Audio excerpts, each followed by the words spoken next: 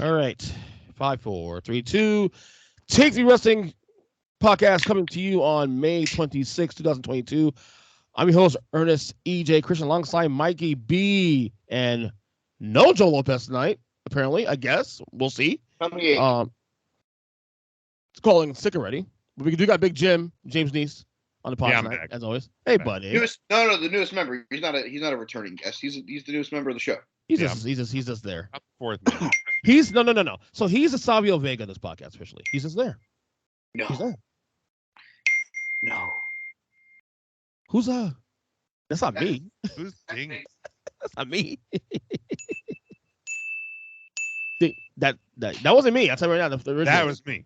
That was you. Yes. That one was anyway, me. I don't know what the other one was. Sounded like a fridge that was open. The first things were me. That was my wife telling me to close the door, and because I'm on my computer and I have the iMessage up, it dinged. Oh. It sounded like a fridge that was left open. I will say, I'm actually proud of my fucking kid went to sleep on his own again, so it's perfect. Awesome. You know what you shouldn't be proud of? The Miami Heat shooting. You know also? Fuck Boston. How about that? Thank you. Anyway. Oh, I'm sorry. You on the brink of elimination because of that team? I'm sorry. Hello. It's okay. Hey, it is what it is. It took you fucking 10 years to beat us, but okay. Thank you. Oh, my God. Who the hell cares? Hey, when was your guys' most recent title? 13. Oh, okay, that's cool. 13. How many do you have? We have 3 total. I mean, we won. The Heat get to like the 10. Okay. Mark. Hey, dickhead, hold on a second. The Heat have been a franchise for fucking 34 years. Okay, we've had more titles in 33 years of being in 6 than you have. We have 3-1 to you guys. Since 1988, when the Heat started this franchise, we have more titles than you guys. We can't control the other fucking 16 you guys won before then. So you could have. You could have begged for a franchise. We were not a franchise. It's 1988. Miami's not garbage. Well, technically a newer franchise. Yeah, because the city of Miami's garbage and probably doesn't deserve a fucking. I won't debate the sports town here, of course. I mean, the sports town team is mediocre at best, but there's Jim, fucking asshole. Hey, how them Caps going, Jim? How's the ice fishing trip? Whoa! You asked for it, fucker. You asked for it. Both of you did. I didn't say anything. Oh, I see. I Jim didn't ask for any of it, but here's the deal. When the Rangers lose to Carolina, you'll be doing the exact same thing we are. Yeah, they lost tonight. He doesn't give a fuck. I haven't seen him tweet once about the New York fucking Rangers. Not once. I have last round I did. Yeah, you want to know why? Because him and Ryan Reeves may be the same person. Because I'm sorry, my head right now is up fucking Eric Spoelstra's ass right now. So sorry. I mean, that's fine. But don't. No. This is gonna be a topic on my pod next week. I hate that the NBA and NHL playoffs are perpendicular. I hate it. I hate the fact that we're gonna wait like 17 days between the end of the Eastern Conference and the Western Conference Finals and Game 1 of the fucking. Well, we knew it was June 2nd. That's my point. It's kind of garbage. We should really just fucking make them play like. As a Celtic fan, you should like that. They'll get healthy. You guys are fucking banged up too. Here's the deal. I don't, health or not, like the guys are gonna play if they're gonna play. If they're not gonna play, they're not gonna play. At the end of the day, why are we playing into the fucking middle of June? The Warriors just clinched their berth to the finals as officially. Yeah, Luka Doncic decided to shit the bed tonight. Yeah. Anyway, this is a wrestling podcast, though, guys. In case you guys are wondering, and we do have a pay-per-view coming up this Sunday. Double or Nothing. This is the fourth one. If you're not already, join our Pro Wrestling Scorecard. Do that. I'll be doing that tonight or tomorrow morning. I'll tweet the link and the code for anyone who. We should just combine. We should just combine them with 3 count. Have 8 guys do it and compete every week, every fucking event. I mean, if you join our faction, you'll be on ours. I'm in your guys' faction, but I'm also in mine. So you double dip. Likewise, I'm in the. But you only have to join it. You only have to join it one time. So I might as well drop Argy, and if you follow. By the way, I was today years old when I found out Big Jim is 6'3". Yeah, I'm a big guy. I mean, they don't call me Big Jim because I'm 5'4". You know, like. Do you want to guess how old, how tall Joe is? I would imagine Joe's like 5'2". Jesus, he almost nailed it. Like I imagine he's a little guy. He almost nailed it, dude. Yes. What is he? Is he five? Like 5'4", 5'4", I think he's 5'3". 5'3", yeah. He's a shrimp. But Just yeah, I mean, if you follow 3 Count Thursday, Facebook, Twitter, I mean, I'll tweet it out probably on Saturday or Sunday. But our invite code for our faction is 67AB85. Okay.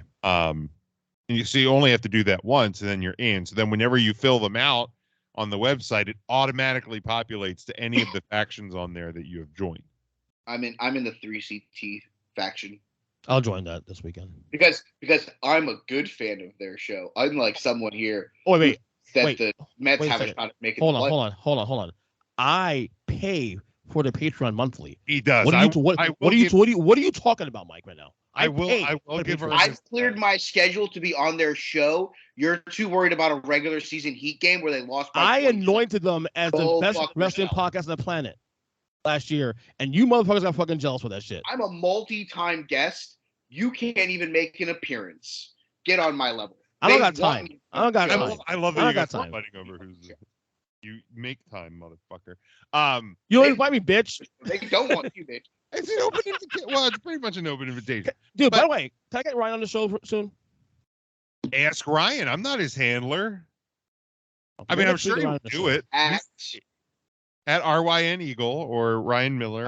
I've gotten Matt on my podcast already twice. Yeah, I'm sure. Yeah, he we would. got Tim already on this one. guys, let's be real here. We're getting ready to do something, and I'm going to break this news right now on the podcast. Oh shit! Breaking news. I'm gonna Wait! Stop!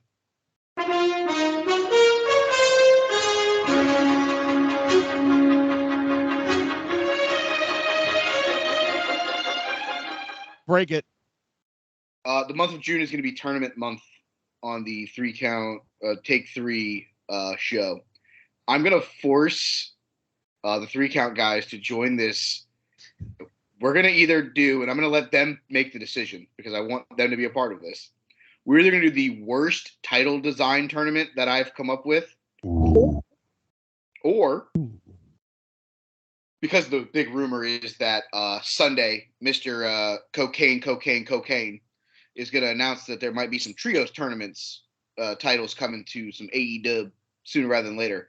Plus, Wait, does he have a big announcement on the pay-per-view? Yes. Oh, for Absolutely. fuck's sake.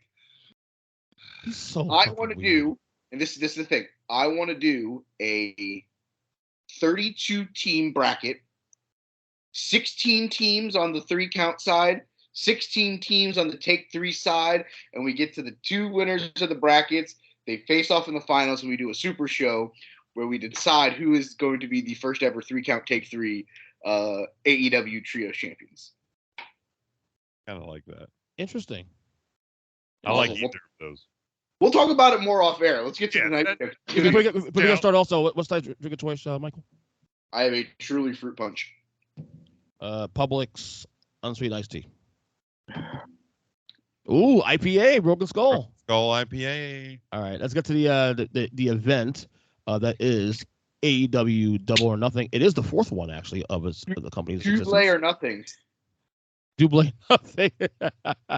Taking place at Paradise, Nevada at T-Mobile Arena. That's UNLV, right? I believe No, so. I think T-Mobile Arena is where the Golden Knights. You sure? I'm almost certain of it because that's where the Capitals won their.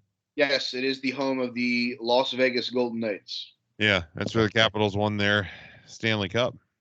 2018 was a good year for you guys, man. Great year. Beautiful. 2018. Anyway, Beautiful.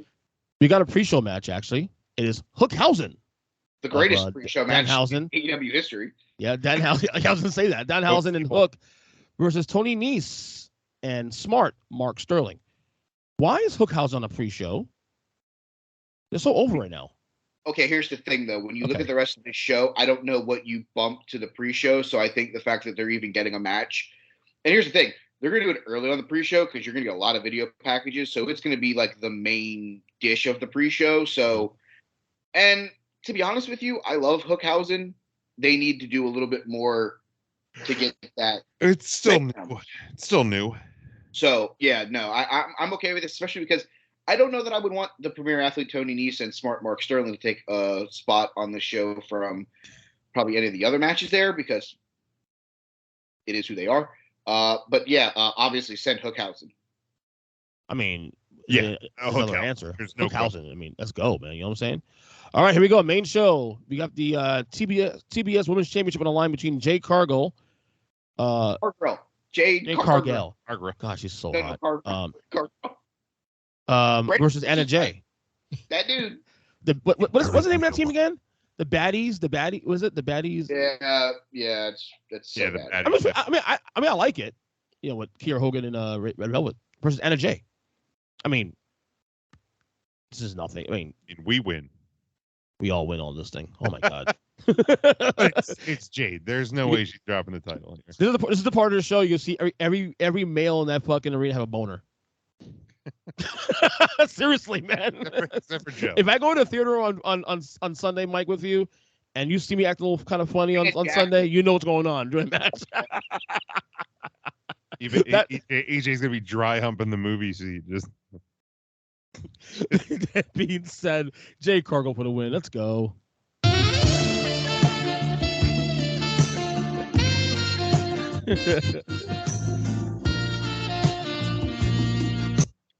There's my copyright strike for the night. You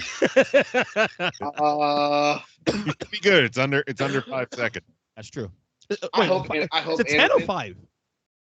I think it's 10. It was 10. Anyway, I hope Anna wins, but I don't think she will. No. I'm rooting for her though. Let's go. Yeah, I mean, I would be fine if she wins, but Jade. Yeah. I would be okay if she won because of a malfunction at the junction with like the baddie section or something. Because I think the reality of the situation is Jade Cargill really should be wrestling for the AEW women's title and not just basically being a secondary women's champion anymore. Mm-hmm. I think she's over enough to be the main act in the women's division, and having a title that should be for the Tay Contis and the Anna Jays and the Bunnies and Penelope Fords of the world. She's not making this title mean anymore. She's just making it more apparent that she is the women's division in their minds. So I don't know that she's doing any good for the TBS title anymore. And it's a big show, so if you get it off of her here, I mean, you chalk it up to something crazy happening. So she's been champion 5 months though. It feels longer. Because she's 9,365-0. She is the women's Bill Goldberg. That's true. Jim, where you going with this one, buddy? What's boner? The only thing that she hasn't done yet is kick Bret Hart's head in. Who's gonna be a bigger boner on this match, Jim? Wait, what? Who's gonna be the bigger boner in this match? The bigger boner. I mean, I already said Jade Cargill's winning. Cargill. That's going to give you the bigger boner. Not direction. All of the above. All the above. Why are we arguing? We're going to be the referee. We can't get an all women's. I mean, I would imagine that Ref Aubrey would be ref. I mean, I give Tony Khan a lot of shit, man, but Tony Khan, thank you for this one. Appreciate it. 6-man tag match. It's the House of Black of Malachi Black, Buddy Matthews, and Brody King versus the Death Triangle of Pac, Penta, and Ray Phoenix. Probably match of the night candidate here? No? Wow. No, because it has Buddy Matthews in it. And there's no way AEW is going to let him be in a match of the night. They're not even letting him have singles matches. Okay. If there was a match that I would move to the pre-show in favor of Hookhausen, it probably would have been this match. But because House of Black was on the pre-show for Revolution, which I was in attendance for. You're there? Yeah, I was. I definitely think that this is a match that has the potential to be good. It all depends on if Pac and Brody King are going to smack the shit out of each other, which I probably think it'll happen. That being said, I don't know where this feud is fucking going. Big meaty man slapping meat. Thank you. I just don't even know. At the end of this, if Phoenix Death Triangle beats the House of Black, I don't even know where the House of Black goes from here. Mm-hmm. Like, if I'm looking at it like from this team needs a win as a faction to keep their momentum going, I'm going to lean House of Black, but it's also because it may be the end of Death Triangle. Like, does Pac turn and join the House of Black? And you see that? it's got to be something. I mean, I don't know why this match is even on this show. I'm so confused. I'm gonna pick House of Black here, just because they probably have more to gain in this one at this point. This seems like another feud in this company that neither team can really afford to lose to really make sense. House of Black should win. I think House of Black probably needs to win more. I'd 100% agree with that. But like, I don't even know, unless that talk of the trios title is a thing. Like, I don't even know what a win for House of Black means. Like, I mean, unless they get a cheap win and then they keep this feud going. Like, I don't know. yeah, maybe, but this doesn't feel like an end of a feud thing, because up until like 3 weeks ago, I thought the House of Black was still feuding with the Varsity Blondes over Julia Hart. yeah. I mean, Aleister Black went from shooting his shot at Cody Rhodes to fighting with Griff Garrison on Griff Garrison. For fuck's sake, fuck Griff Garrison.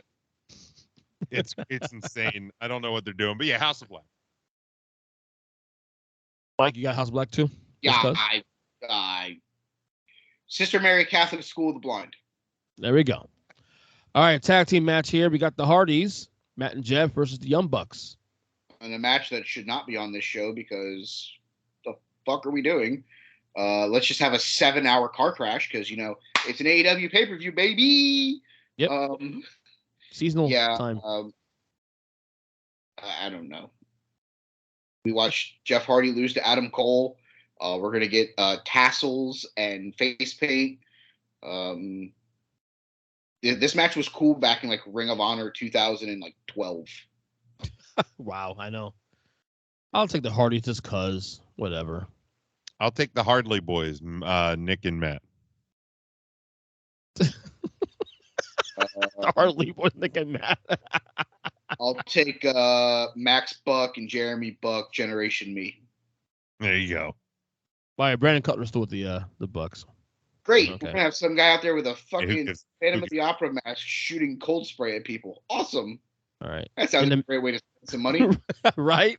Give the In fuck. a match dubbed the Anarchy in the Arena match, it is the Jericho Appreciation Society of Chris Jericho, Mac Menard, Angelo Parker, Daniel Garcia, and Jake Hager versus Eddie Kingston, Santana Ortiz, and the Blackpool Combat Club of Daniel Bryanson. Then Daniel Bryanson, Brian Danielson, sorry, motherfucker. And Brian Daniel Bryan. Yeah, and yeah, I was trying to do that actually. And John motherfucking Moxley. Is this another like fucking like another version of Stay Stampede kind of thingy? Yeah, but it's not in an empty stadium because Right. You know. Yes, Mike. Why isn't this War Games? Because they can't call it War Games. War Games! War Games! War Games! War Games! You have no idea how much I wanted William Regal to actually call it Game Wars. Games! War Games! War Games! War Games! I was like, say it. Say it. For That's the funny. love of God. Because they could. Just say it. Just say it. Literally say not War Games. Like, fucking say it. Games of War. I was like, come on. Like, if they, I would have fucking died if they would have actually called it Game Wars. I would have fucking lost my mind. Give me Blackpool. Give me Blackpool here. Yeah. Fuck the Jericho appreciation. It's Fuck so them. stupid. JAS. It's not funny. Jake Hager still sucks. Jericho is the Grand Wizard doesn't work for me. It's so stupid. Yeah, give me Blackpool and company. Without a doubt. Can we just take a second here to just soak in the fact that Chris Jericho's song told us that he was going to turn on the Inner Circle long before we even knew it? Judas. What has he become now that I betrayed everyone I've ever loved? I pushed them all away. Yo. Yeah. This was set up like fucking 3 years ago. How do you make time for this shit, dude? You were 8 years old when you found that out, weren't you? Fuck, I was 8 years old. Thank you. Yep. Same yeah, day we found out he was 6'3". I'll take the last of a dying breed. I'll take the War King Eddie Kingston, Pride and Powerful, and the BCC of Daniel Bryanson, and Gion. This is the greatest like 5-man tag team I think I've seen in quite a while. It's such a stupid name. I mean, you got 5 of my favorites in there in the same team. I mean, I could probably come up with one, but you wouldn't know who half of them are. So I digress. Let's move on. Well, I mean, right, exactly. I mean, you probably go into the archives. All right, here we go. Probably the biggest match of the night, probably outside of the main event. It's MJF against Warlow. Now, stipulation states if Warlow wins, he will be granted his release from his contract with MJF. Now, if MJF wins, Warlow will be permanently banned from signing with AEW, which means Warlow wins. Come on. Even without the stipulation, I would have picked Warlow. Right. I feel like Warlow's the next star to making here, dude. Like where we were last year, around this time with Adam Page rising, it's kind of where like Warlow's on in that spot now. It might be a longer trek to the title, but yeah, to me, this is an easy Wardlow, especially because I will give Tony Khan and AEW credit that more times than not. Oh shit! Credit for Tony Khan. Whoa, first. Dude, the rumors of me being a WWE shill are vastly overly exaggerated. You trying to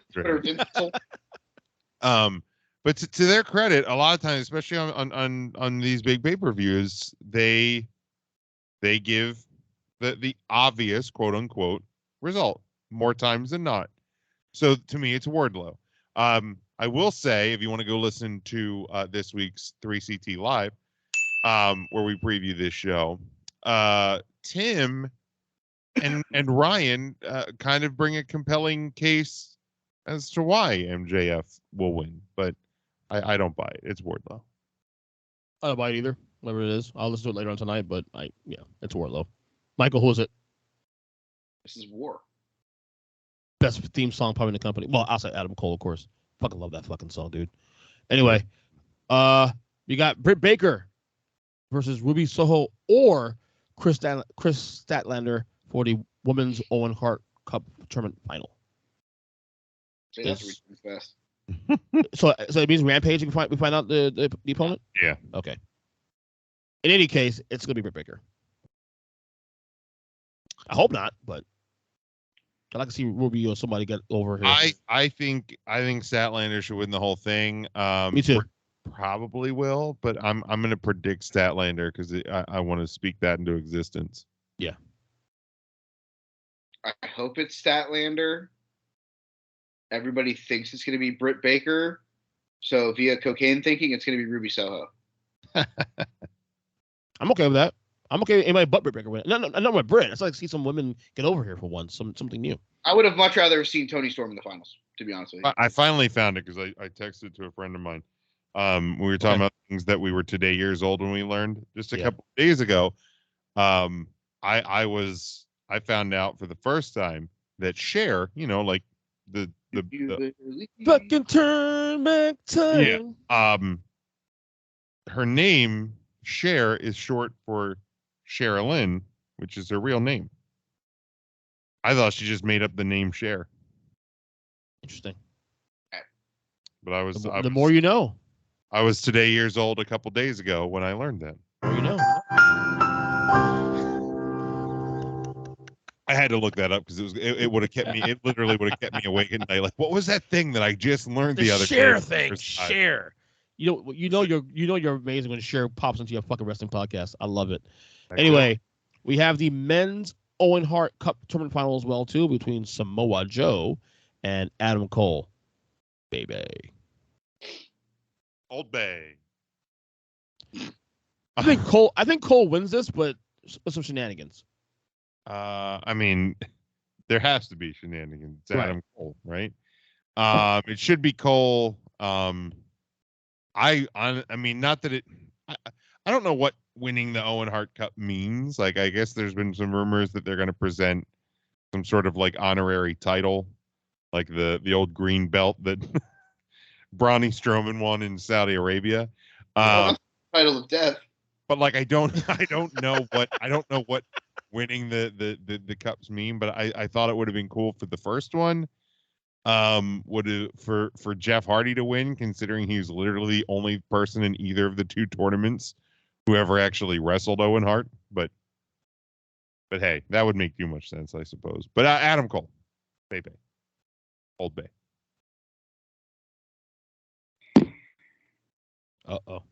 Bayside. AC Slater. You see his face now? You see his face, Jim? That's when he starts thinking too much. And he's trying to concoct ways, even though they're obviously obvious. He's going to concoct something to like, Kelly we can go this way. And the cute thing would be to have Britt Baker and Adam Cole win the titles so they can have matching black and pink Owen Hart titles. Oh, fuck me. Damn, see? But because I predicted that Ruby Soho is going to win, I'm going to go with Samoa Joe so that I don't have to see one of them walk around with the title and the other one not. So they're so both win. Okay, yeah. That makes sense now that I said that out loud, didn't it? Right. That would be adorable, though. If Fuck, that played out. Absolutely, it'd be cute. They would just walk around holding hands. Honey, your title looks great. Yours looks great. Yeah. Yeah. And guess what? He's spoken. It might actually happen now because that's fucking hated. You guys are living under a rock if you don't think that they're not going to be like twins. That's fucking gonna happen. That's of course it is. Yeah. Anyway, we have a 3-way tag team match for the AEW World Tag Team Championship between Jurassic Express, that's of course Jungle Boy and Luchasaurus, Team Taz of Ricky Starks and Powerhouse Hobbs. Can we call them Team Taz anymore? Can we? Because still labeled such. I don't think they're Team Taz anymore because Hook is now part of Hookhausen and he was part of Team Taz, but Hook isn't part of Team Taz. 13 degrees. Wikipedia, I agree with you 100% for the record. Which on Wikipedia, which is never wrong. Oh no. And of course, the new Nation Domination of Keith Lee and Swerve Strickland. Oh God, why? I mean, why would you do that to them? I would say that's racist, but like you're allowed to say that, right? Okay. Like if I said it, he's white. No, he's whiter than fuck off, Michael. My Jim, you know better. Jim, like if I said it, bad news. But like you can say, got it. Okay. Oh, I'm whiter than white. But first off, I didn't even say originally. It was Mike's thing that started that fucking weeks ago. So Mike's the racist here on the fucking podcast. Yeah, I mean, I'm whiter than white rice. So yeah, I'm not going to say it. Ernest, did you watch the streaming all? But we can get back to this in a minute. Did you watch the streaming all today? No, I did not. I was busy helping my mother-in-law move. Please don't. It was, but I want to tell you this part of the stream. It was part is the only funny part that I had. Were you there? Was it you? I had a commentary. I had to commentate over people talking about trying to buy women's used panties, and buying the ones that have some extra period in them. Yeah, shit got really weird. Shit got really weird. Is this what Thursdays come down to now? Probably. I had to talk over all of that because I was ready to throw up. As well as them talking about scraping the gunk off of chips. Oh, God. And like, oh my God, yeah, exactly. I had to deal with that for like 4 hours today. God awful. PBKC live on YouTube, for the record. The only good thing about the stream, someone who I'm not going to name goes, "Can I get a BLT with the bread toasted?" Obviously, you're going to get the bread toasted with a BLT. Well, what kind of monster makes a BLT on just plain ass bread? Exactly. So he brings it out. He brings it. They bring him out the sandwich. He's looking at the sandwich. He's like, "Does this bread look like it's toasted to you? It looks like wheat bread to me. It doesn't even look like it's been toasted." So I turned it into a complete joke of, "Sorry, sir, you didn't ask for your bread. Well done. So I'm going to need you to tell me that you want it like medium well, medium rare from now on." Oh my God. I'm going to start ordering my toast medium well. It doesn't look like it's even been toasted. Next time I go to a diner, I'm going to be like, "Hey, can I get that toast medium well, please?" File for content. Hell yeah. He literally goes, "It doesn't even look like it's been toasted." I'm like, "Then tell me you want that shit burnt." Right. Like if you want dark ass toast, you need to tell somebody. Like when I order like home fries, I tell people extra crispy. Yeah. If you want your toast this color, tell them you want that shit burnt. Yeah. On your Like- toaster, it's like number 8. Can I Perfect. get my BLT toasted? No shit, Captain Obvious. You got it toasted. It just happened to be medium rare. Sorry that it wasn't well done for you, sir. And don't get me wrong, you're a monster if you order your toast burned, but like, you just make sure you ask for it that way. I go 4 of 8, so I'm in the middle. Yeah. That being said, 4 of 8's okay. That bread looked like it was a solid 4 to 5-ish. If you want a 7 or 8, tell them the roof is on fire. Don't tell them, hey, I want my bread toasted. You got it toasted. So my wife just got home. She goes, "You're loud as fuck." I'm ranting. happens. That's total. Mike is ranting right now. That being said, I'm rooting for Team Taz, because I love Ricky Starks, but I think the champs retain. New champs. New champs. New champs, and it's Keith Lee and Swerve Strickland. Really? That'd be nice. It fucking should be. I want it to be the Revolution we televised with Ricky Starks and Powerhouse Hobbs. I'd like to see Hobbs with a title. I don't think it's going to be them. I agree with Jim that it's going to be Swerve and Keith Lee. Is it racist that I want the black team to win it? The 2 black teams obviously. Is it wrong that I wish Tony Khan would fork over the money for Swerve Strickland's independent entrance song? What was his independent? Wait, I do know this. I do know this because he used to do a lot of indie shows in our area. He's a former guest at 3 Count Thursday. But Strickland, Swerve? Absolutely. Oh wow, interesting. Let's go in the archives. You can. You said like guests back in the day, Jim. What's up with the guests? No more guests in the show anymore? Yeah, it's just we haven't really done it. The show's changed, man. Show's changed. 8 years, man. All I keep getting is his retweets of Keith Lee's promo from the other day. Trying to find it. I'll find it in a second. I'm thinking about actually shit this.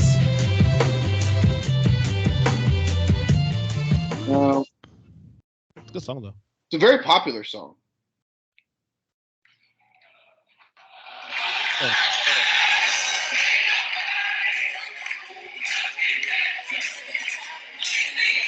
It's like gospel. Oh no. That's fucking. I know that song. With all elite wrestling just this week. Ain't nobody. That's Shaka Khan. Yeah. Oh. Don't ever adopt my blackness. Love that. Give me that entrance song. Oh hell yeah! Come on, TK, make him happen, man. You bought fucking Tarzan boy for fucking Jack Perry's fuck ass. Luke's kid. All right, yeah. Though I think it's time for the dinosaur and his the lost dinosaur to lose the titles. As long as the black team wins, I don't care. Jungle Jack Perry. Huh? Is that racist? Is that racist? Jesus Christ! I don't think that's not really racist. First off, second off, I don't think you give a fuck who wins either way. So, I love all three. Well, I love all 3 teams. To be honest with you, I mean, quite as kept. Yeah, hold on. One of them has been a team for about as long as we've been a podcast. Right. The other one has been a team for less 3 than weeks? that. 3 weeks. And the third team both got released like 62.4 days ago and have been a team for 2.4 days and are somehow in the world title picture. Make it make sense. Rankings matter, right? Are they even on the rankings? I don't fucking know. You know, rankings. I don't fucking know, bro. Fine. The rankings fucking go away. You know what'd be a better triple threat match on this show? The match involving the 3 teams. So they're number 3 on the rank. So FTR is number 1. Of course they are. As of Top 2 guys. days ago. So why aren't they on the fucking show? Because they had a great match on Wednesday night that was interrupted by the great Ocon and Jeff Cobb, aka United. I saw that. Which is probably obviously leading to a IWGP versus Ring of Honor World Tag Team Title match at Forbidden Door. Next month, by the way. month away from that, by the way, for the record. I love the fact that AEW is doing more big shows this year. They're just fancying it up by putting another company's name on it so they can still say that we do 4 major shows a year. Yeah, okay, bud, whatever you say. All right, here we go. We got the AEW Women's World Championship on the line between the champ Thunder Rosa versus Serena Deeb. I'd have left this match. Thunder. Well, she's gonna win, of course. She's got a title like 2 months I would ago. have match off the card completely. This is the Dynamite match, honestly. Yeah. Serena should not I be mean- fighting for a world title on a pay per view. When will Tony Khan learn that we don't need a 4-hour pay-per-view? Yeah. But he won't. Because they don't want to do monthly pay-per-views and whatever. I get it because nobody's spending $50. So I wouldn't necessarily mind it if it was on a Saturday. See, I would still mind it on a Saturday because Right. at the end of the day, a marathon is a marathon no matter what. Oh, no, I I agree mean, with you. But if they did monthly pay-per-views, I would hope that you would cut them down to 3 hours. Give me 2 months. Give me every other month. Yeah, the problem is if you're asking an audience until they're on a streaming platform, they're not going to do more than 4 pay-per-views a year. No, because you're asking people to spend more than $200 on fucking shows. Fucking buttload of money. Yeah. But to So, be fair, too, like I'm okay with it spread out because it gives more value to the TV show too. But I don't think it's spread out evenly. What do you mean? Explain. We had Revolution. Mhm. We're having Double or Nothing now. We'll have All Out in August, and then fucking next thing you know, it's like Full month and Gear. a half. It's fucking Full Gear. Well, it's February/March. It's May, late May. Okay, It's again, February to May is 2 months. Then you're taking off. I'm giving it 2 months. 3 months really, because we're in May now. It's the end of May, so I 3 mean, months. you literally have another pay-per-view next month. I get it's a special thing, but you have another pay-per-view in a month. So you had Revolution March. You have Double Nothing May. Early March, late May. Buddy, stop trying to fancy it up. But I'm March, saying, May, but August, the November. timing doesn't the timing doesn't matter though. It's every 3 months, seasonal. But it's That's- not. So technically, Revolution's in the winter. Late winter though, because the spring starts. I'm Spring's sorry. March You live in 22nd. Florida, there's no such thing as winter. Well, I mean, come on. This is Full Florida's Gear is in the winter, genius. Full Gear is actually technically the fall, November. No. No, I'm being serious. Full Gear's in winter. So Remember. Revolution March. Double or Nothing May. Forbidden Door June. Are we counting that now? Yes. It's on a TV, big- isn't it? No, they're charging $50 for it, bitch. That's a fucking pay-per-view. Um, Going to your house, I guess. the All Out is the beginning of September. Yeah. And Full Gear is the beginning of November. So you have It's 2 months in between Yeah. the last two. you have a little over 2 months separating the first two. You have a month separating the second and third. You have two? Well, Just- but Jim, it's important. But two- Jim, it's important to say no. But the point I'm trying to make though is it's important to look at the timing though. So Revolution is always late February, early March. Look at the 3 years they've done this. It's late February, early March. Okay, Double Nothing is always late May. Okay, All Out is always late August, early September at the latest, and then Full Gear's always late Full- November. The first weekend in November. That's 2 No, months. late November Bullshit. Full Gear is November the 7th. this year. Yeah. And that's a little bit different from the past. Let me see. 21. You can't do it in late November. It's fucking Thanksgiving. Who cares? He's never going to do it against Thanksgiving. It's always been like the 11th or some bullshit. So I'll give you the fucking Full Gear one. November 9th, November 7th, November 13th, November 7th. Okay, middle of November. Okay, fine. The 9th and the 7th are not the middle, buddy. No, but last year was the 13th. Yeah, so 1 out of the 4 3. was in the middle of the month. That's Three. literally 25%. No, see, it's got to be the 14th be the middle of the month to start the second fucking week of the month. Guess what? Jesus It's still in the- Christ. I'll- Okay, I'll Michael. give Okay, the Mike. third- I'll Mike. give the Okay, third Mike. team Mike, that's you win. Okay, fucker, you win. You happy? God damn it. Okay, fine. Fuck. I'll One- give the one of the 13th four as the right. middle, but this year's the 7th. So literally 3 out of the 4 Full Gears. And what's all out? Is it August, September this year? It's first Saturday in September or Okay. first Sunday in September. Because the year before that was in August. yeah, but there's still only like I feel like it's I mean, I see a point though, but it does. but they technically fall on a seasonal balance. So technically, Revolution is late winter. Double Nothing's late spring. We're still in spring now. All Out is late summer, and then Full Gear is just middle of fucking fall.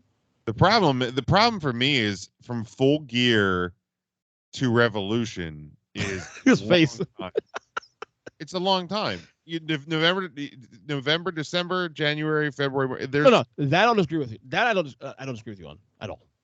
That's the problem. So then you can't tell us that every pay-per-view is 3 months apart when the last one and the first one are 6 months apart. Genius. I'm just saying it's seasonal. That's all I'm saying. Well.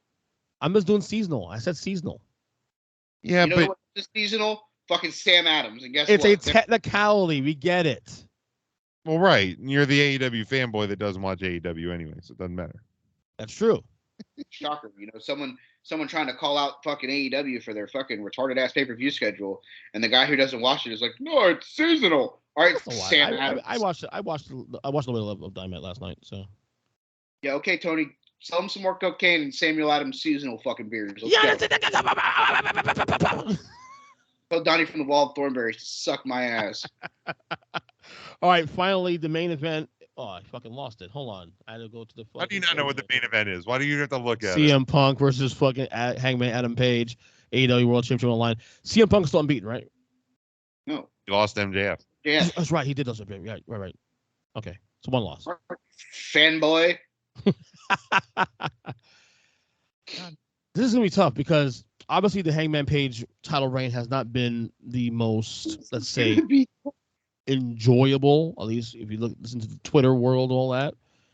But their thing has always been long-standing reigns. Does that end now? Hangman won it in November. Does that end now? Do they change course? I kind of think they do. I think they should. I'm going Punk on this one.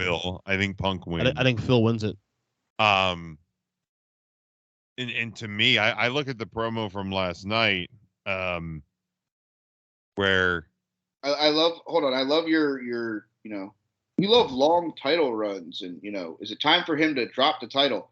You do know that he's held the title longer than Chris Jericho, right? Jericho won it. So Jericho won it what in May? 180 days. I just looked it up. 182. Hangman's on 194. Really? I'm sorry, Wikipedia doesn't lie, according to Jim. Right. Yeah, those are facts. Thank you. Although technically he won that what in? Did he win He won an all out of August 30, nothing. 2019. He held the title for 182 days, defeating Hangman Page to become the inaugural champion. Right. Adam Page won the title November 13th, 2021 at Full Gear, and has held the title for 194 plus days. It'll be 197 by the time he walks into Double or Nothing. Yeah, so he has a little bit time because Moxley had it for 211. I think we looked it up. So he's got a couple more weeks. Okay, so it was longer. And for Kenny at 346. He's not going to reach Moxley. He's not going to reach Kenny. No, they're going to pull this thing like sooner. The question is it this week? The thing that I said is, if you only have long title reigns, then it's predictable. Predictable bad. Well, when WWE is predictable bad, when AEW is predictable good, but neither here nor there. So for me, I look at it as, and you look at the promo last night, he said that he's trying to protect AEW from CM Punk. Correct. As champion. That goes back to when he was Ring of Honor champion and he left the company. WWE champion, heel, left the company. So there's symbolism there. To me, the power is in the chase with Hangman. So Correct. You lose the title here. Punk goes heel. Now Hangman's going to be the guy to save AEW from CM Punk. Win it back it all out. So then you have a short title reign. That at least creates doubt when you have a champion who's defending their title after only 81 days. Because if you only do long title reigns, if a guy's defending his title at 55 days, you know he's going to win, right? So you have to do it at some point. You shouldn't do it a lot, but you should do it now. CM Punk. Michael? Have you made your formal selection? Oh, I went to see him. I went to Phil. What day is All Out again? Sunday. September 4th? Oh, All Out? Labor Day weekend, right? Shit, I lost. Labor Day weekend, I think. Yeah, it's September the 4th. 98 days would be the amount of days that Phil from Chicago would hold the title if he wins it before going back to All Out and potentially losing the title. But this is where you're wrong, gentlemen. Oh, there we go. Probably shit lives to ride another day. Wrong. Because there is a very specific reason why. Wrong. Phil from Chicago versus Kazuchika Okada is not what AEW needs. Who? What? AEW needs Kazuchika Okada versus Adam Hangman Page in a champion versus champion match. Because that match can go 40 plus minutes. That match can be a New Japan style match. That is a match Phil from Chicago is not ready for. And at the end of the day, the bigger thing that's going to come out of this, and I said this about Daniel Bryan, said this about John Moxley, I'm going to say the same thing about Phil from Chicago. Doesn't matter who he's facing. Doesn't matter what you try to do. He is going to get cheered wherever you are. The safer route to go is have Hangman turn heel and do everything in his power to save AEW. To keep the title at all costs. To prove that cowboy shit isn't just a meaning, it is what he will do. If that means he's got to pull the shit and hit somebody with a cowboy boot, if that means he's got to use a foreign object, he will. The bigger storyline here is this is the culmination of Adam Page being the good guy. This is Adam Page doing whatever he has to do to hold on to the world title. Adam Page wins. Adam Page wins dirty.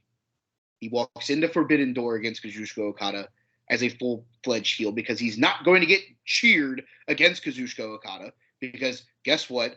That guy's the most over wrestler in fucking all of the fucking world right now. Cowboy shit rides again. Cowboy shit walks out of. I mean, I hope so. I didn't think of it from the standpoint of the length of a match at Worlds Collide or whatever the fuck it's called. Is that what it's called? What the hell is it called? Forbidden Door. Forbidden Door. Yeah, Worlds Collide. Watch that really bad show they had WrestleMania weekend like 3 years ago. God, fuck off, Tony.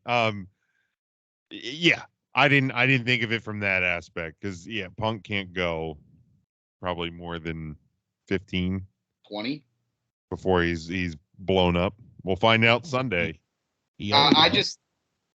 At this point, I think Phil fits a better role against the Will Ospreay of the world than he does against an Okada of the world right now. And that's not to say that Phil. He's old. He's it's not even that. I think the Ospreay Punk promo and going back and forth, or even Jay White, a CM Punk Jay White match at Forbidden Door. Jay's shown up on AEW television from time to time. Anything along those lines, I think, are serviceable and really good matchups for Phil from Chicago. I don't necessarily know that I'm not against Phil walking out as the champion. I think this needs to be the culmination, though, of Adam Page's story. He's always been the guy who hasn't taken that step to cheat to get what he wants. He's always tried to do it the right way. It was the Bucks kind of giving him the, all right, fine, we're not going to fuck with you. And he did it the right way. Maybe it's time for him to take the approach of doing it the not right way to save his company. And that's the thing. He's looked at this from the very beginning. The first meeting in Jacksonville and all the other presses, Page has been billed as their guy, their baby. And maybe this is his way of protecting his baby. Maybe this is his way of protecting his company from the outside. He's beaten Daniel Bryan. Right. He beats Phil from Chicago. Maybe he gets John Moxley. He's Adam Cole. He's Adam Cole. Maybe this is built where he does eventually drop it, and I personally think it's at All Out in September. Whom to be determined. Personally, Warlow. No, too early. I would personally have him lose it to Max. I still think Maxwell Jacob Friedman would be the perfect champion to have a short reign in between. And then Warlow comes around on the back end after that, right? Sure. Wardlow. You could put it on Moxley for a second time because they would have fun promos together. Yeah. At this point, I think your transitional champion is MJF. I agree.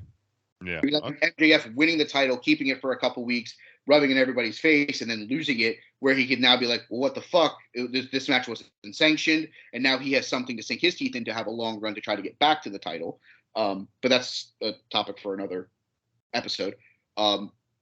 I think Page walks out of Vegas as the champion. I think he keeps it till I think he keeps it till All Out, and I think that this is in the end, obviously, of the world title picture for Phil from Chicago, because I think he ends up getting the title eventually, just like I think Bryan Danielson does. But I think that's the start of the. You've had it for 30 days. You've had it for 55 days. You've had it for 50 days. I think that's when you start hot potatoing it to the guys that, all right, Phil can't go for 35 minutes. We're not getting a Kenny Omega Adam Page match out of him. Let him keep it for a couple weeks. Let him lose it to Wardlow. Let him lose it to an Eddie Kingston. Let Eddie Kingston lose to a Wardlow. I think that's more or less the thing. They've taken a stance here where they've gone the route of old school Ring of Honor, where guys are holding the titles for 210, 212 days, 215 days, whatever it is. I necessarily don't know that I need guys to keep the title that long. I said that during Mox's reign. I said that during Jericho's reign. I've said that I was over Kenny's reign. I think one thing else, I don't mind long reigns. I don't mind short reigns. As long as it makes sense to the storyline and you're telling a good story at the end of the day. That's all I care about. Mix it up a little bit. Well, the only thing that I have a problem with, and I'm going to compare apples to oranges here. The Kenny Omega title reign compared to the current Roman Reigns title reign. Okay. There were a lot of people that, this Kenny Omega reign is so great. I think the guy defended the title like 6 times in 347 days. Yeah, he was defending the Impact title almost as much as was the AEW title. There are a lot of people right now that are like, man, Roman Reigns isn't going to defend the title until like SummerSlam. Your boy on the other show did the exact same thing. And nobody fucking pitched a fit. That's so true. It's so true. Funny how that works. So your boy really needs to understand that the Roman Reigns storyline is a hell of a lot better than any of that Kenny Omega bullshit. Because that Don Callis, like, I'm going to be the dorky heel. Like, no, I'm good. I'm good on, like, give me real Kenny Omega and I'm okay with it. It's yeah. No, I'm with you. No. So I got Phil. Mr. Nice has Phil as well too. You went Hangman? Cowboy shit. I'm home. I hope I'm wrong, for the record. I'm fine either way. Really, I am. I think you have your reasoning is really good there. Good, Mike. I think I made a couple of fairly decent points whenever the whole we thought that Roman Reigns could drop his titles, and there was a couple guys that I thought, oh well, it became a joke on this show that during the preview segment I was just going to pick against him and tell you why whoever it was going to be the champion. But then I would say it out loud, and then you'd hear Ernest and Joe go, "Huh." Say that it kind of makes some sense. So I mean, it's one of those things where it's like, I'm okay with it either way. If Phil walks out the champion, I'm not going to be upset. Mm-hmm. If Page retains, I think, and he does it going heel, doing whatever he can to save his baby, I think that's a great route to go because Paige is the easier person to boo in insert random city here. Cult of Personality comes on, that thing's being sung, and that guy's probably being cheered the entire way to the ring. And it doesn't matter where you are. It's because of who he is.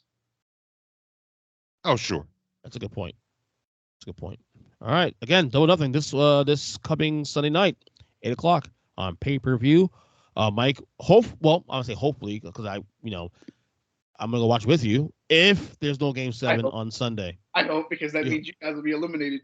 Right, of course. But if there's a Game 7 on Sunday, well, that's the thing. If there's a Game 7 on Sunday, I'm staying home. I got it, But we'll see what happens. But I don't think he went on. Like I said, I'll just have my iPad to watch it.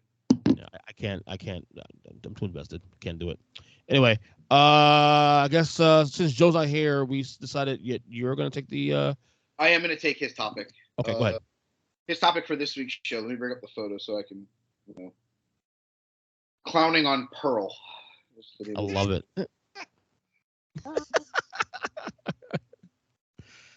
Oh God. So this, as the fourth year that we are experiencing a little bit of Double or Nothing, the picture that Joe sent to us was, what was your favorite AEW Double or Nothing match from the 3 we've had so far? Pick one from every year.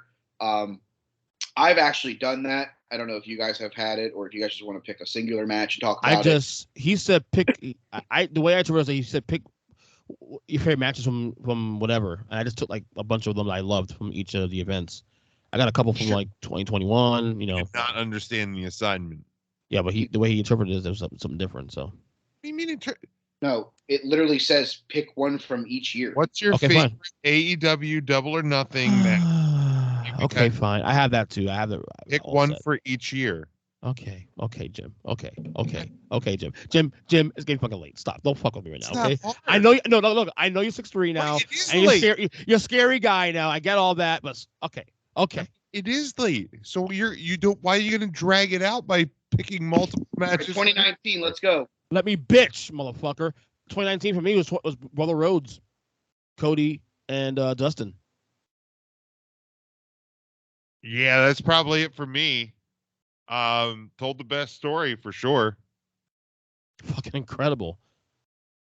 The only match that I would say is in the conversation with that match, because I also have Brothers Rhodes, would have been the Young Bucks versus Lucha Bros match. That one was a banger too. But I didn't watch that entire event. I watched like specific matches I wanted to see. That was before. No, but that was before I committed to watching AEW. All right, fanboy, whatever you say. So yeah, that was before it went on TV, bro. I didn't watch the entire event. I watched the matches I wanted to watch because at the time I wasn't familiar with the roster. Obviously, I know who the Rhodes brothers are, so I want that's the 2020. 2020 is actually this was the pandemic one too, especially. So the only one that really fucking stood out was the Stadium Stampede. Yeah, I mean, I hate agreeing with EJ, but shut the fuck up. You do always. But yeah, no, the cinematic matches that year, those were everything, man. Like that was a rough show, to be honest with you, because that was the first pandemic pay-per-view they did. Yeah, it was kind of rough. Yeah, give me. I'm gonna go different than both of you. You gonna go Brody and fucking Mox? I knew it. I mean, if I would go with a regular match, that would have been the other one. That would have been even that one. And that was a good match for the record, but yeah, well, it was a fantastic match. Yeah, the best part about Stadium Stampede was the guy who got fired as head coach for smacking a girl in the ass handed Chris Jericho a football to throw at someone. You sure that wasn't the year after that? I don't know. I don't really give a fuck. Stadium Stampede twice in a row was fucking dumb as fuck. No, I agree with you. The second one was dumb. I did not like the second. I enjoyed it all. So 2021 for us now. Yep. See, this is the hard one because the entire fucking show was incredible. In fact, I was saying last year when we were doing like our best few cards of the year. This was hold on. This whole show was great. Man, I really love that Anthony Ogogo Cody Rhodes match that sucked wind. I really loved Hikaru Shida versus Riho. It was a good, but it was a good show though. It was actually a really good show. Now, Oh, the Hey, show- granted, it was- it could, a lot of it could be Never also the mind, fact that it that was their It was Serena Deeb versus Riho. I'm sorry. Hikaru Shida fought Britt Baker. Sheeter. Okay, Her. Sheeter. Okay, her. But it could also, a lot of it could also be the fact that it was their first show outside the pandemic with crowds. That was the first wrestling show with crowds. Yeah, okay, Miro versus Lance Archer for the TNT title. That screamed fucking absolute. That was okay. That wasn't that bad. It was a short match actually. They timed it the right way. It wasn't a long match. I can't with this fucking guy. Anyway, so my point is, I actually had I plucked out 3 matches out of this fucking thing. Okay, 3 matches. Ultimately, it came down to honestly the main event, fucking Omega versus Pac versus Orange Cassidy. The main event was Stadium Stampede. Oh yeah, right. The world title match, whatever. No, you're fine. I'm saying, but to me, like, I'll go Omega versus Pac versus Orange Cassidy. But honestly, the Young Bucks versus Moxley and Kingston was a fantastic match. I told you guys this also too last year. I loved the Hangman Page versus Brian Cage match last year too. Well, I'll say this much. What? The Brian Cage Hangman Page match comes off so much better because that was the first real match in front of a live audience in however long. And that crowd went fucking bananas when Adam Hangman Page's music hit. Yep. That might be one of Cage and a Rage and a Cage and a. Yeah. Correct. I'm gonna actually do something a little crazy here. This What match else is new? This match went 12 minutes and 30 seconds, and I think it was a fun one. I'll take the Men of the Year versus Darby Allin and Sting. Oh, that was fun too. Yeah, that was a good one. It was a good show though. It was the most underrated one of the most underrated pay-per-views of the year. And honestly, the only other match that I have in the conversation is Britt Baker winning the AEW Women's title. Yeah. Yes, Akira I think that is that her best match Yeah. ever. Literally fucking ever. I thought she was fantastic in that match too. Oh, she is great. I think that's probably my number one from this card. What, Britt Baker and Sheeta? Mm-hmm. Wow. Okay. Hikaru Shida. Her. Yeah. How about Double Boy winning the Casino Battle Royale and that turning into absolutely nothing? That was actually probably the second. But he best won a show. singles. No, he didn't. No. That was actually, in my opinion, their second best show of last year, outside of the first one being, of course, All Out. All Out was fucking fantastic. Her. Probably the best pay per view the whole entire fucking wrestling calendar. Yes, that was the night we got Adam Cole. That's the night we got Bryan Danielson. Yeah, cool. Entrances don't mean the fucking show was great. No, I'm just saying the whole show was great though. I enjoyed the entire show. No, it wasn't. You had to sit through a really bad fucking Lucha Bros entrance where you couldn't even understand anything that motherfucker was saying. No, you don't like it because you hate the fucking song. Shut the fuck up. You hate the song. The guy, you couldn't under fucking stand him. Wait, was that the show? Was that the show that did that? Was it fucking Full Gear? You sure it wasn't Full Gear that happened? No, that was the fucking cage right. match, moron. So you're saying that All Out 2021 was the best pay-per-view of the year. Wrestling. Yeah. The only one comes close to that was probably fucking Money in the Bank. Great. That had a. So you had the Best Friends in Jurassic Express defeating the Hardy Family Office and the Hybrid 2 in a the buy-in match. Show 10-man tag. Then you had Miro defeat Eddie Kingston by pinfall. Great match. You guys all come in that match. Don't start, Mike. You come in that match. You and Joe both come in that match. Stop. Don't have revisionist history now. I never said that match was great. I don't think anything Miro's ever done is great except for bang his wife. No, I mean, you know. He ain't lying. He ain't lying. Moxley, Kojima. Yeah. I'm a New Japan guy, and Kojima was the wrong guy for fucking Moxley to fight on this show. That match sucked out loud. Garbage. This is also the same night that, well, Jim, for the record, this is also the same night that Florida State and Notre Dame were playing too, just for the record. And? I don't understand. The same. I mean, Notre Dame won, so. Fuck you. You brought it up. Britt Baker defeated Chris Statlander. Yeah. Solid match. Solid, but I wouldn't say great. Lucha Bros defeated the Young Bucks in the cage match. That match was a fucking match of the night. That match of the year candidate. Absolutely. Ruby Soho won a 22-minute, 21-woman casino battle She royale. was surprised that night, right? Right. Whoop-de-doo. That there's nothing great about a But battle that match royale. was actually pretty decent though. I thought. No, it wasn't. There's It was a there's goddamn battle royal. there's no battle royal that's like great. There's It's not. fine. It's fine. It did his job. Right. Oh, I'm not denying that. But when you're saying that it's the best pay-per-view, It was Hold on. that. It Hold was on. that and Money in the you have Bank to look last at the year. resume. It was Hold that on. and Money in the Bank last year. Let's talk about the women that were involved in that battle royal. Sheeta, Sky Sheeter, Blue, Sheeter. the fucking Johnny fucking Mercury wannabe, Bunny, Johnny, the who's Johnny Mercury? Freddie Mercury. Johnny Mercury, Joey Mercury, Dude, Johnny so respect to Nitro, Freddie, bro. Johnny Elite. Who gives a Mercury fuck? The guy came poisoning. in. The Bray Wyatt knockoff female version. Anna Jay, Kiera Hogan before she meant shit. Kylan King, who's not even there anymore. Diamante, who's 3'7". Nyla Rose, who probably should have won the thing because she's taller than me and you combined. She's still there. Thunder Rosa, Penelope Ford, who? Riho, who? Jamie Hayter, okay. Big Swole, who left the company because Tony Khan's a douchebag. Tay Conti, Velvet Cupcakes, Layla Hirsch, who's hurt. Jade Cargill, Rebel Not Reba, because Reba McIntyre would sue them if they used that name, and some fucking Ruby so fucking hoe. Ruby, so what? Her. Ruby, so we're not going to push you anymore. Jericho MJF, that was good. Good, not great.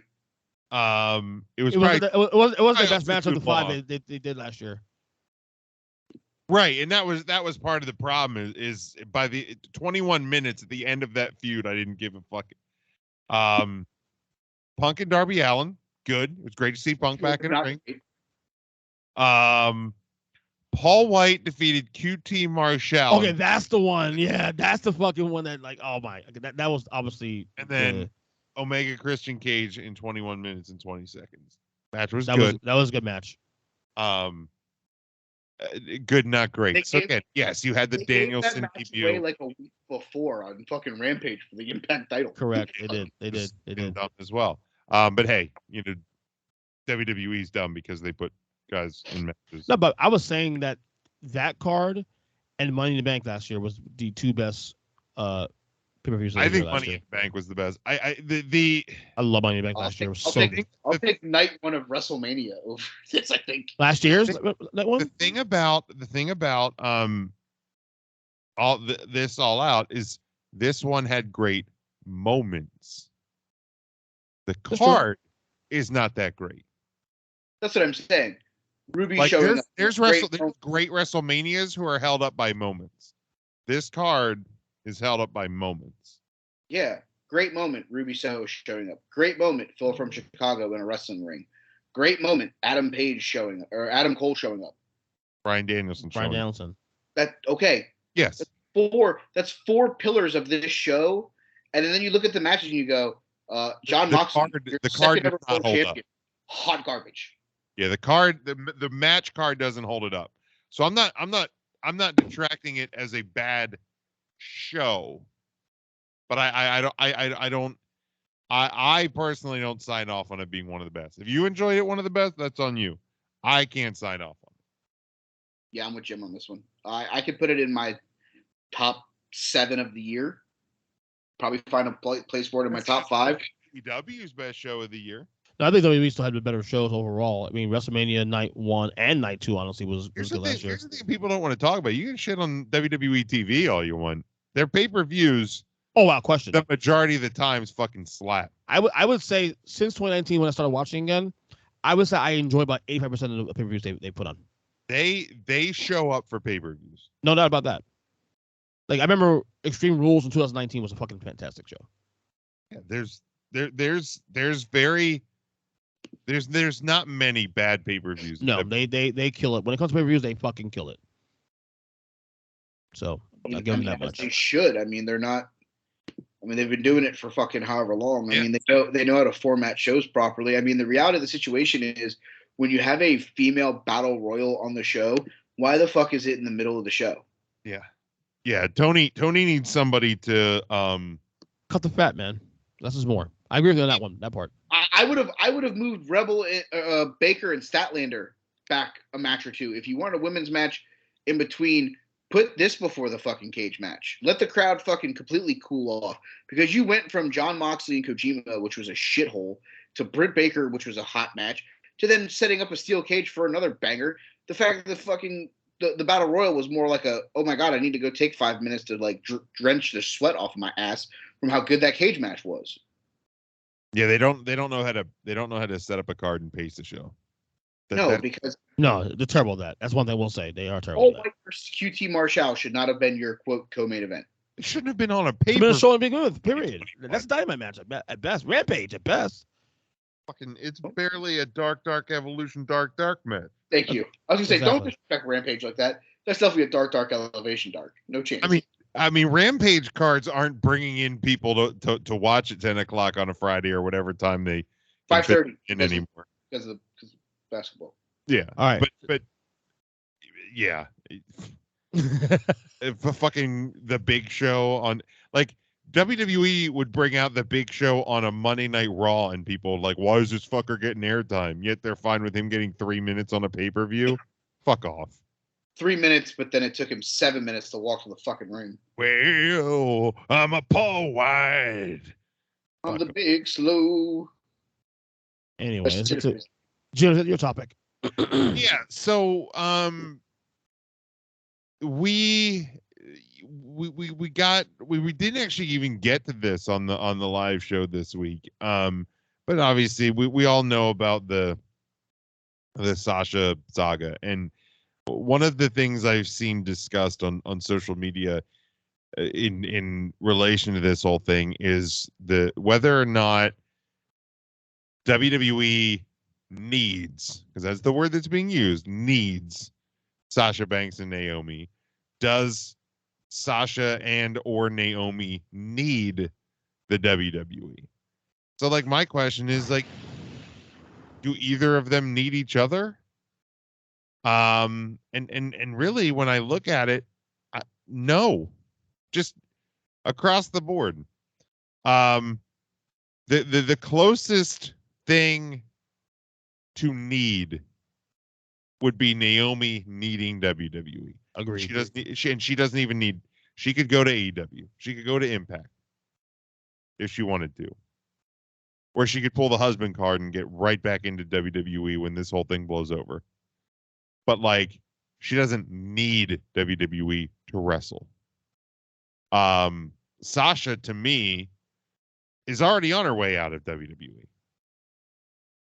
For whether you're talking full-time or, as a full-time wrestler, she's already working her way into it, at the very most being part-time Hollywood, part-time wrestling, or just full-time Hollywood. So Sasha doesn't need the WWE. And WWE certainly doesn't need either of them. And it's not a slight on either of them, but WWE doesn't need anyone. They proved it with Austin. They proved it with Lesnar. They proved it with The Rock. They proved it with Hogan. They proved it with Brett. They proved it with Shawn Michaels. The machine is going to run. Like, if Roman, that was the big thing. Well, Roman's clearing his schedule. He's leaving the WWE. Okay, the WWE will continue. First off, he's not going anywhere. We know that. Right. But, like, right. The WWE is not stopping because any of their parts are being removed. They'll just replace the part. So I do agree with you on that. I do agree with you on that, for the record. I will say that if losing Sasha will sting a little bit, because she's one of their top 4 women in the company. It may sting a little bit, but longevity-wise, it won't matter in the long scheme. They'll find a way to make that go away, and then you'll have somebody else come up, and that's it. Naomi, I love Naomi. I praise that. She's in my opinion underused. They don't need her. She has been misused and underutilized. In fact, one can argue she would benefit going somewhere else. Probably. I think she would be fantastic in Impact, especially. Like, I don't like AEW. Like, she would bring notoriety. She would just be another statistic in the Jade Cargill undefeated streak. Or in Britt Baker's belt. We literally just saw it with Toni Storm. Why is Britt Baker, with the exception of the obvious, Why is Britt Baker beating Toni Storm in a shitty semifinal match? Mhm. Toni Storm should be the hottest thing in your women's division right now. Because Tony Khan is doing what everybody feared Vince McMahon would do when he got his hand on any AEW roster member, burying them. Right. Like, what's it going to hurt if Toni Storm beats Britt Baker and wins this tournament? Nothing. Britt Baker's fine. Britt Baker's one of your most overstars in the company. She can take a few losses. It won't hurt her. Right. A thing. I agree. So She you have wants to have a matching belt with her boo. Right. Well, I know. But like Thunder Rosa Sunday. champion, Jade Cargill champion. You Cargill. keep both of them safe, Cargill, and then Toni Storm wins this fucking cup. That's the easy play. But no, it had to be Britt Baker. So like Use the optimal word there, sir. right. So like to me, I mean Naomi again brings notoriety, but I don't think she ain't gonna get used any better in AEW. Impact would be great. And that's less about her and more about the fucking who runs AEW, obviously. Because she's Yeah, so fucking talented. She'd be Tony easy top 3-4 person. Yeah, it's not a roster. Naomi problem; it's a Tony problem. Yeah. I mean, I don't think it's a problem for really anybody here. I think the reality of the situation is a change of scenery would probably be good for Naomi. But the problem is I don't know that anyone will be able to use her effectively because here's the deal. Tony Khan sucks at booking his women's division. We've talked about that on the show 155 times. We're not going to rehash old wounds. Impact Wrestling doesn't get to enough TV homes on a regular basis because of their lack of availability on the channel that they're on to make a very viable dent on the lack of women's division in wrestling in general, because I think that they still have one of the best women's division, and they added to it by bringing back Mia Yim. So adding Naomi would be great to it, but I mean, unless you have whatever the hell channel they're on now, which I don't even know because they change channels like I change underwear. At the end of the day, the problem isn't it's not a Naomi problem. It's not a Sasha problem. It's not a WWE problem. It's a wrestling problem. I don't think that they will have the ability to branch out into a wrestling company and make a solidified dent into any like, wow, this is a great women's division. This puts them over the top. Because here's the deal. Mercedes Vaccaro, Sasha Banks, Naomi, whatever we're called, Trinity Fatu, whatever you're going to call them. Right. In AEW, they're a stepping stone to who's already there. They're a notch in the belt for Britt Baker. They're a notch in the belt for Hikaru Shida. They're a notch. They're the notch in the belt for fucking Jade Cargill. Mm-hmm. The fact of the matter is, in Impact, they could probably go be the Impact Wrestling World Champion. They could have great matches with Deonna Purrazzo and Taya Valkyrie and Mia Yim and Jessica Havoc and Rosemary. They could go have great matches. But the fact of the matter is, until they get a better TV deal, no one's going to see it, which is a goddamn shame.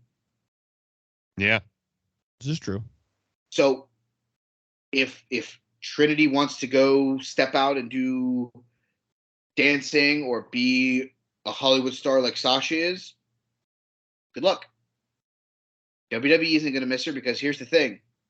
If two of them are gone, that's more TV time for a Raquel Rodriguez. That's more TV time for Rhea Ripley and Judgment Day. That's more time for Liv Morgan to go out there and be the sentimental fucking favorite of the fucking fans. Ding dong, hello, she's coming back. That's more TV time for Bayley when she gets here. Charlotte Flair is eventually going to make her return. You ain't got to push somebody off TV to get Charlotte back on TV. True. The fact of the matter is, if you want to take your ball and go home, and you want to go try to become a TV actor, good luck. I'm not letting you out of your wrestling contract. Your wrestling contract will be up when it's up, and until then, you can sit at home. Mm-hmm. If you want to be part of this, we'll figure it out. You can come back, put the ball back in the court, and we'll keep acting like nothing fucking happened. Because here's the thing: they're suspended because of their choices. Right. They're not suspended because they failed a drug test. They're not suspended because they didn't pass this. The whole reasoning is they're suspended. I'm still going to air quote this because If we're still, Yeah. They're suspended, and they're not able to make money on their merchandise because WWE pulled it. Fire the laser. Yeah, exactly. I'm of the mindset here. Again, this is going to lead to a big thing in the middle of probably SummerSlam. That's fine. I still believe that neither one of them are going anywhere. I think the suspension is hey, why don't you guys take a vacation? Think if you guys want to really do this anymore, and if you do, we'll sit down and we'll have a meeting. No hard feelings. Go clear your mind. Yeah, and I mean, it's not the first time Sasha's done it either. No, but it's also not the first time that other people have done it. Shawn Michaels lost his smile about 735 times. Yeah. He's still arguably one of, if not the greatest WWE wrestler of all time in people's minds. Well, that's it. That's why he was able to do it, because he had clout. He was also able to do it because here's the thing. The wheels didn't stop spinning because he was gone. If he would have left and the whole organization would have exploded, they would have been prying to get him back as soon as they could. He said, I lost my smile. I need to go home. You know what Vince said? Door's open for you whenever you're ready to come back. Yeah. And I think that's what they're doing here. You guys weren't liking what we were doing? There's the door. Come back to us whenever you're ready. We'll sit down and we'll have a business conversation about what you guys wanted to do, about what we think we were going to do, and we can cross this bridge together amicably, or you guys can sit at home. You can finish out the rest of your contracts. You'll get your base pay. You won't get any merchandise because you're not going to be on the show, and good luck. It's the same guy that took back Hulk Hogan after he fucking nearly got him fucking arrested for. I mean, Vince will always do business when business is right. He's proven that time and time again. Yes, but you have to look at the name that you just mentioned. Yeah. Hulk Hogan is a draw anywhere in the world. Sasha Banks, maybe not on the Hogan level, but a significant draw. Yeah. Naomi, she's not on that level. Her go-to is the fact that her husband is related to Roman Reigns. I think the Trinity would be better off going somewhere else, getting away from the WWE moniker where she's known for doing cool things in the Royal Rumble. Mm-hmm. But that's me. But I don't know that there's a company that gives her that ability to prove that she can do it on a night in, night out basis where the fans will actually see it and make it meaningful. And I think that's really the problem. I think they both end up coming back. I think they both figure it out. I think they figure out the women's tag titles. I think they end up getting the titles back from whoever wins this makeshift tournament that we're doing. I pissed myself if WWE would have made interim women's tag team. pull the old Tony. I'm just glad Jack Tunney got them to actually vacate the titles because they haven't defended the titles in 30 days. So you made it pretty clear, like WWE obviously doesn't need them. Need, no. Want, sure. Oh, want without a question. I mean, without, they want them to come back, and that's what I said. Like WWE would have taken Punk back. WWE would take Ambrose back. WWE, anybody that's ever shat on the WWE. Mickey James in the Royal Rumble. It got them headlines.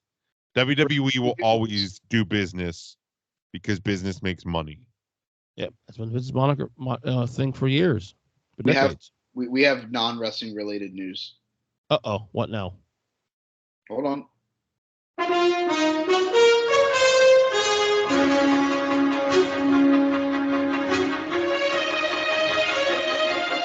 Top of the game, 5:03 in overtime. Connor McDavid and the Edmonton Oilers have advanced to the Western Conference Finals. First time since 2006. Right. First time in the history of Connor McDavid that he gets to play in a conference finals. Go Oilers! Yeah, it's pretty cool. I mean, I'm pulling for the Blues because my dad's a Blues fan, but if it's not going to be lose. I want it to be a Canadian team. So Well, like I told you, I'm gonna just hopefully that Colorado, because of former Capital great Andre Burakovsky, wouldn't oppose seeing him winning a Stanley Cup. So basically, I'm gonna say it this way: anybody but Tampa, I think, is my mindset right now. I just don't want a three-peat. I really Amen. don't. Amen to that. Fuck Tampa. fuck the Rangers. Well, yeah, obviously, go Hurricanes in the East. Let's be real here. Yeah, which they're up 3-2, so they should probably finish that one off. They should, but we'll see. We'll see. Well, look, the Rangers fans actually gonna act like he knows something. That's cute. So EJ, I can't go. I'm the heater. I'm the heater right now. I can't focus on hockey. Sorry. But you can focus and tell me how much you think the Mets are great. I didn't say how much was great. That's your buddies up in fucking work doing saying that shit. Not me. They're solid. Let's see in July and August. Holding out hope, buddy. Does the WWE need EJ? Do they need Sasha and Naomi, or vice versa? But that's what I said. I said I think they definitely they don't need them. If Sasha leaves, it does sting for a little bit. Oh, that's right. Let's get real. Yeah, you know what I mean? But Naomi leaves. I guess let me ask you, explain, where does it sting? Well, I mean, it hurts because people people like her, love her, hate her. She's It's arguably the most talented woman in that roster. Arguably. anytime a fan favorite leaves, it's I'll say for one for myself. I love watching her matches. Love it. She's probably outside of Bailey my favorite person to watch in the ring. Female in the ring. okay. I would. Well, I'm Bianca, of course. I'm Bianca. Yeah. I would take Bianca Belair and Becky Lynch over her in ring, but that's me. She's top 3 or 4. I find a spot for her in my top 5. Yeah, Becky's all right.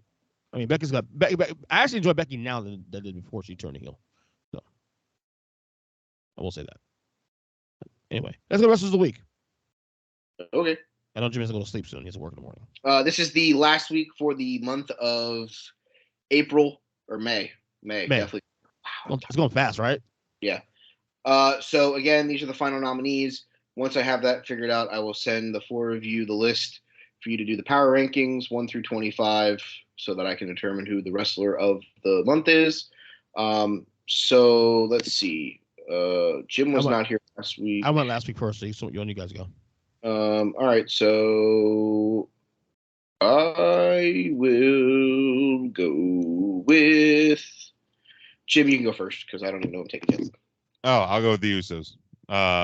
New undisputed Raw and SmackDown Universal Heavyweight World Tag Team Galactical Champions Nice. of the world. Galactical. Yeah. Easily the Usos on that one.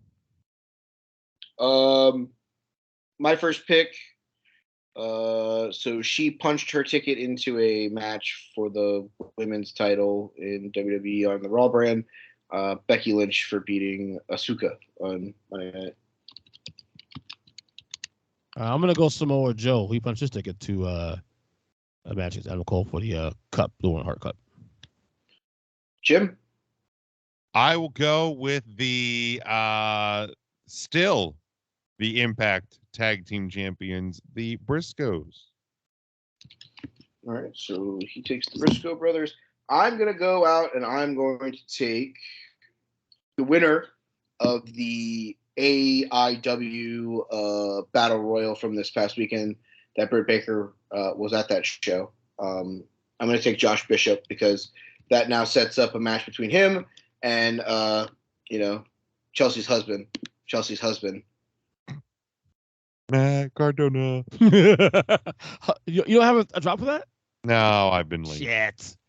All right, Ernest. I'm gonna go with the woman who also punched her ticket to the women's final on AEW. Give me Britt Baker. You just mentioned her. Jim, last pick. I will go with somebody who punched their ticket to the semifinals, and we will find out tomorrow night on Rampage, whenever the hell it airs. But Chris Statlander is in the semifinals of the Owen Hart Cup tournament. All right, my final one. This one's a little off the beaten path. They didn't wrestle this week. They actually haven't wrestled for a long time. My final pick for the month of May is Hana Kanamura. It's the anniversary of her untimely passing earlier this week. There's no real other way to say. I think that we still have to talk about these people that, you know, have been bullied to a point where, you know, they go to self-harm and eventually, you know, take their own lives and stuff like that. I don't think that this is something that we as a community can forget happened. I think we have to keep those people in our conversations. I think we have to keep them in our minds and in our hearts because, you know, I think that they're just as important as anybody else. I mean, I know she probably would have been in AEW in some way, shape, or form by this point. You know, they had already had the New Japan ties and Stardom and stuff like that, and she's been a part of that stuff. You know, it sucks because she was super young. The reasoning behind it was super, super tragic. Yeah, that's all I got. All right, fine for me, and this maybe could be an omen for Sunday's match. The winner of the you can't call it triple threat in AEW, Swerve Strickland, with a big win over Ricky Starks and Jungle Boy. Very solid match. Strickland. All right, so that's the final nominees. Obviously there's double. So I will send you guys that list tomorrow once I get everything decoded and see how many nominees there actually are. Any final thoughts, guys? Any final thoughts? No. As Mike ended the show on a downer. See, but that's the thing. Mm-hmm. Sometimes you got to finish it on a downer because at the end of the day, you got to let people know that if you're in that same spot, reach out to someone. Yeah, absolutely. I mean, three count did not end pretty this week with the events of this week. So, yeah, I just did a whole thing on podcast on that, the stuff with the shooting. Yeah, today. So, you know, it's one of those things where, you know, nobody knows the inner fight that anyone's fighting. If you can be helpful in some way, shape, or form, or you think that you need help, reach out to someone. Yeah, absolutely. Reach out to one of us. I mean, we may not be the most logical guys in the world, as you can tell from some of our thought processes and some of our comments. But, you know, if you feel like you need to talk to someone, the door's always open. Our DMs are always open. That's what I've always said, man, is right. The 3CT, our messages are open. Mine are open. You know, I love talking about wrestling and I love talking about sports and I love having fun, but you know, sometimes life is heavier than all of these things. So, yeah, you know, like follow me at Big Jim Sports, 3 Count Thursday, 3countthursday.com, Huddle Up Podcast. And but really just, man, hug your people, tell your people you love them. You never know what tomorrow brings. So it sucks. Yeah. Mike, plug away. At They Call Me Burn on Twitter, at Fat Kid Certified SC on the Instagram. Take the number 3 wrestling. We'll get a hold of any of us. Like Jim said, you know, I got 3 little ones running around right now. Scariest thing in the world is knowing that when you hug one of them goodbye, you may not hug them hello. Love them. Let them know you love them. If you need help, we're all here for you. We love you. As a wrestling community, we all have each other's back. And you can only have the back of your brothers. So, yep. Of course, on Twitter, EachVision7, Wrestling Podcast. This podcast also on the same feed. And people subscribe to this feed, Wrestling Media on YouTube as well. Check out all the clips on there as well. Again, like I said, as Mike and Jim said, I couldn't say any better. Just, you know, reach out. You want to talk? My DM's always open. Mike's is, you know, Joe, Jim, you name it, 3 Count guys. You know how it is. So, fellas, not to end us on a down note, man, but it was a great show as always. Enjoy AEW Double or Nothing. Fuck Boston. hey. Fuck Boston. And go Heat. Please push the game 7, please. God damn it! You didn't even say go Heat, bitch. That was the chance. Because I can't right now. I'm in a down way. Go Heat, bitch. There you go. There we go. All right, guys, take it easy. See you, man. Later.